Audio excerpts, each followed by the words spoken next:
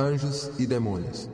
Pode parecer estranho aos profanos que classifiquemos juntos estes dois tipos de entidades, mas acontece que tanto anjos quanto demônios pertencem à mesma espécie astral, e as diferenças entre eles são ao mesmo tempo muito mais simples e complexas do que imagina a teologia cristã. É errôneo e até perigoso encarar os anjos automaticamente como bons e os demônios automaticamente como maus.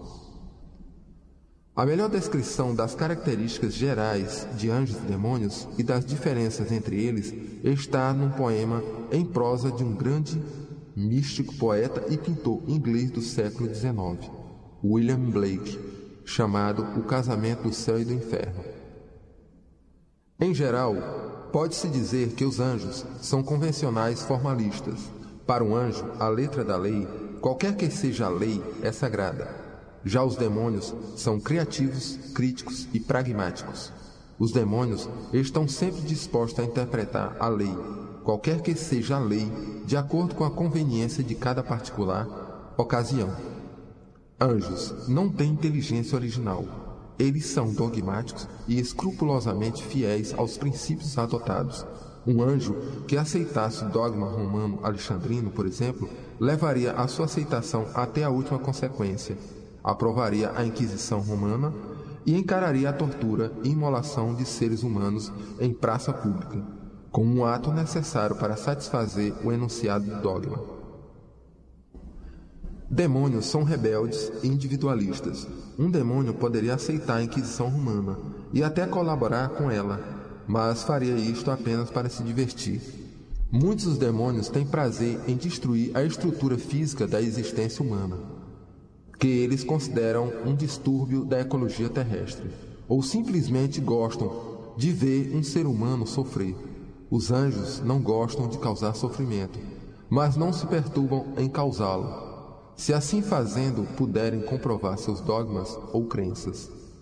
À medida que tanto anjos quanto demônios se desenvolvem e sobem na escala evolutiva, eles tendem, como qualquer entidade dotada de semente da inteligência, a absorver os pontos de vista de outras entidades e a compreendê-los melhor, eventualmente até harmonizá-los com os seus. Consequentemente, tanto os anjos quanto os demônios mais evoluídos estão dedicados ao progresso espiritual da espécie humana e se formam em certas falanges ou bandas na nomenclatura do candomblé. Nos planos sutis, a fim de cooperar com a hierarquia humana na evolução de todas as espécies do Sistema Solar, em termos das necessidades de nossa galáxia, a Via Láctea. Isto é, claro, sem detrimento das necessidades do cosmos como um todo. O livro da lei, o Equinócio dos Deuses, chamado pelos demônios de a Bíblia do Inferno, porque é a primeira lei humana que os demônios consideram que podem aceitar juntamente com os anjos. É o primeiro passo para uma formulação, no plano físico, das leis que regem o Sistema Solar dentro do cosmos. Nada do mesmo tipo foi anteriormente dado à humanidade. Todas as leis prévias foram apenas uma preparação para o livro da lei, o qual será naturalmente seguido eventualmente por outras formulações ainda mais amplas e mais cogentes. Num certo senso, e muito limitadamente, mas que talvez esclareça a alguns leitores a diferença principal entre anjos e demônios no presente momento evolutivo, os anjos podem ser relacionados com um processo anabólico de agregação de força e os demônios com um processo catabólico de dispersão de força. Mas devemos nos lembrar de que tanto anabolismo quanto catabolismo são aspectos do metabolismo e que todo organismo sadio necessita manter um equilíbrio entre ambos para se conservar saudável.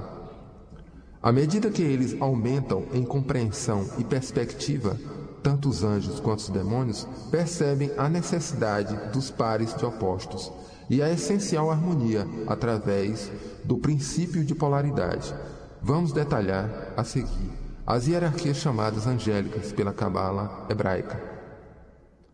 Elas foram adotadas pelo cristianismo.